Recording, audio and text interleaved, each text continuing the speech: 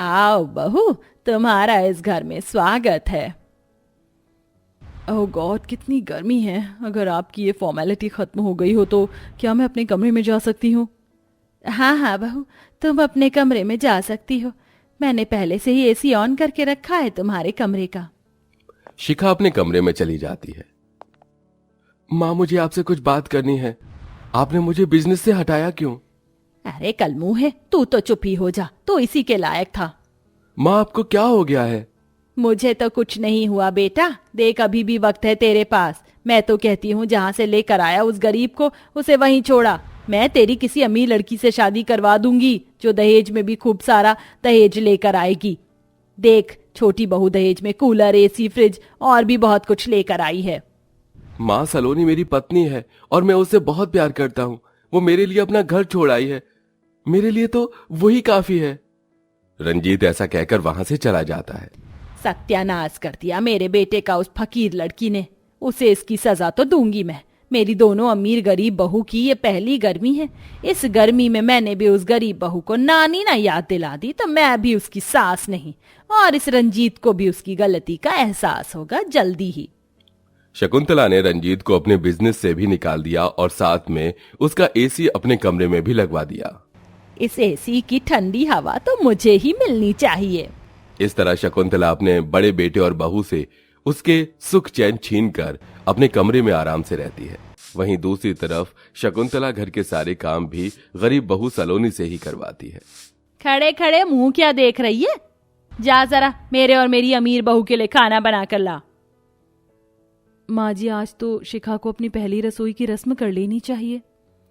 जुबान देखो, औकात से बढ़कर चला रही है। अरे तू मेरी अमीर बहू का क्या मुकाबला करेगी? जितना कहा गया उतना कर, नहीं तो तुझे इस घर से बाहर निकाल दूंगी। माँ जी, मेरे बाल छोड़ दीजिए, मुझे बहुत दर्द हो रहा है। जा यहाँ से और जो कहा है वही कर, और आइंदा तेरे मुंह से एक भी शब्द नहीं निकलना चाहिए। अच्छा सुनो जेठानी जी, मेरे लिए सैंडविच और ठंडा ठंडा मैंगो जूस बना कर ले आना। मैं सुबह के ब्रेकफास्ट में वही खाती हूँ। इस तरह शकुंतला का यह बर्ताव देखकर शिखा भी अपनी जेठानी के ऊपर बहुत हुक्म चलाती है। इधर बेचारी सलोनी अपनी देवरानी और सास का खाना गर्मी में अकेले रसोई में खड़े होकर बना रही होती है। उफ, बहुत गर्मी लग रही है। यहाँ पर खाना बनाने के बाद थोड़ी देर के लिए माँ जी के कमरे में एसी चलाकर बैठूंगी। सलोनी नाश्ता और सारे काम करने के बाद थोड़ी सी फ्री होती है और वो अपनी सास के कमरे में एसी ऑन करके बैठ जाती है। अरे वाह, एसी की ठंडी ठंडी हवा खाकर तो मजा ही आ गया। तब भी वहां शकुंतला आती है। अरे बाप रे बाप, देखो तो सही इसको। अरे इस एसी का बिल तेरा बाप भरता है क्या? यहाँ कर। माँ जी, मैं तो बस थोड़ी सी हवा खाने आई थी। निकल जा अभी के अभी यहाँ से बाहर। तेरी हिम्मत कैसे हुई मेरे कमरे में आने की?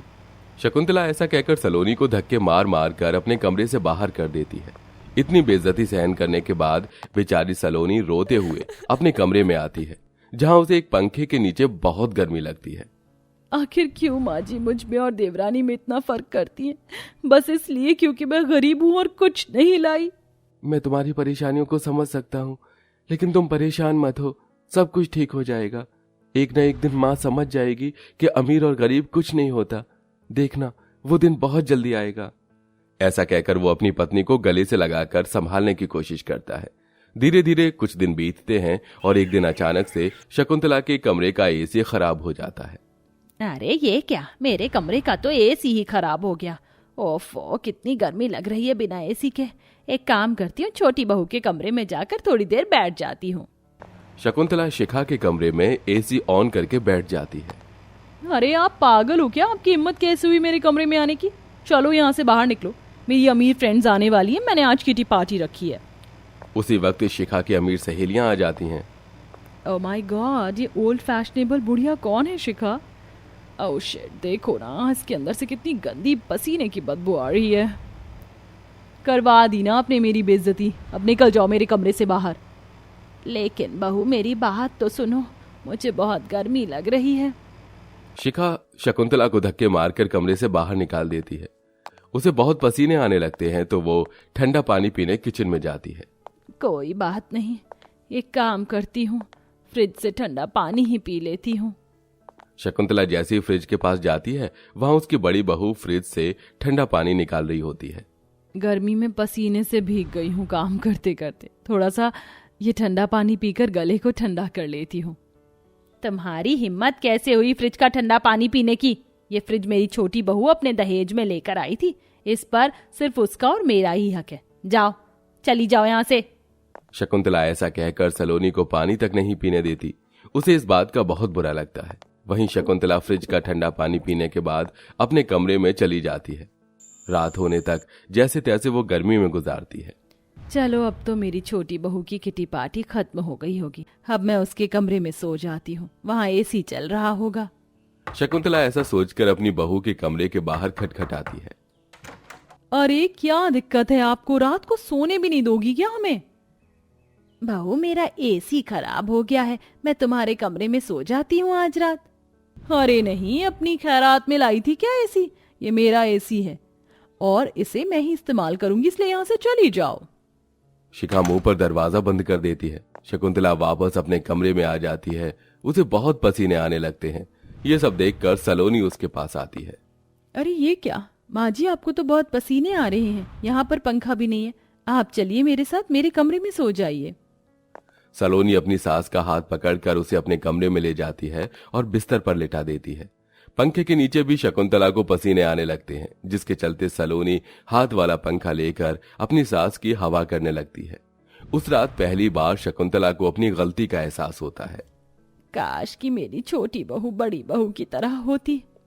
अगले दिन जब सवेरा होता है तो शिखा फोन पर वाटर पार्क जाने की बात कर रही होती है।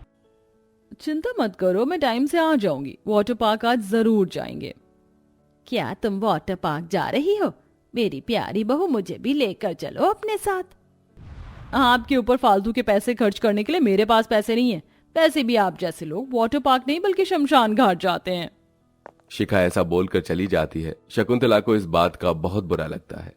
माँ जी, आप परेशान क्यों होती हो? मैं घर पर ही आपके लिए ट्यूब को फुलाकर उसमें पानी भर दूंगी, फिर आप उसमें बैठ जाना। आपको वाटर पार्क की तरह ही लगेगा। अरे नहीं चाहिए मुझे तुम्हारा ये गरीबों वाला सस्ता वाटर पार्क, चली जाओ मेरे सामने से। शकुंतला सलोनी को इस तरह धमकाकर खुद अपने कमरे में चली जाती है। शकुंतला सारा दिन कमरे से बाहर भी नहीं निकलती और न ही कुछ खाती पीती है। ये क्या माँ जी, यहाँ पसीने में भीगी हुई हैं, ना खा रही हैं, ना कमरे से बाहर निकल रही हैं। मुझे ही कुछ ना कुछ करना होगा। उसी दिन रंजीत को उसकी पहली तनख्वाह मिलती है। देखिए, हमारा कूलर तो फिर कभी आ जाएगा, लेकिन आप पहले माँ जी का एसी ठीक करवा दीजिए, वो हमारे कूलर से ज्यादा जरूरी है। सलोनी के कहने पर रंजीत एसी ठीक करने वालों को बुला लेता है।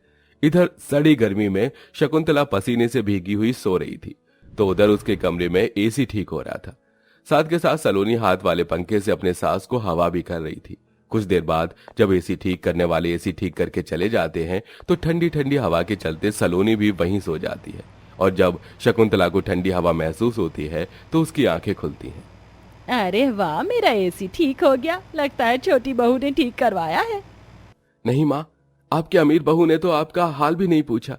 मैंने ही सलोनी के कहने पर अपने कूलर लाने वाले पैसों से एसी ठीक करवा दिया है। अब आपको गर्मी नहीं लगेगी। ये कहकर रंजीत चला जाता है।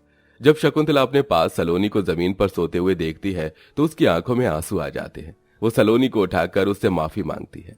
मुझे माफ कर दे बहू, मुझसे बहुत बड़ी गलती हो गई तुम्हें समझने में। आज समझ आया कि अमीर गरीब से कुछ नहीं होता, अच्छा दिल होना चाहिए जैसे तुम्हारा है।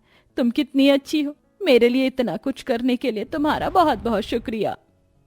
माँ जी, आप माफी किस लिए मांग रही हो? ये तो मेरा कर्तव्य है। आप मेरी सास हो, आपके बारे में सोचना मेरा पहला फर्ज है। ये सुनते ही शकुंतला सलोनी को गले से लगा लेती है, जिसके बाद वो अपनी बड़ी बहू को घर में उसका दर्जा दिलाती है। साथ में अपने बेटे को वापस से उसका बिजनेस सौंप देती है। ये सब देखकर शिखा भी लाइन पर आ जाती है और वो सबके साथ घुल मिलकर रहने लगती है।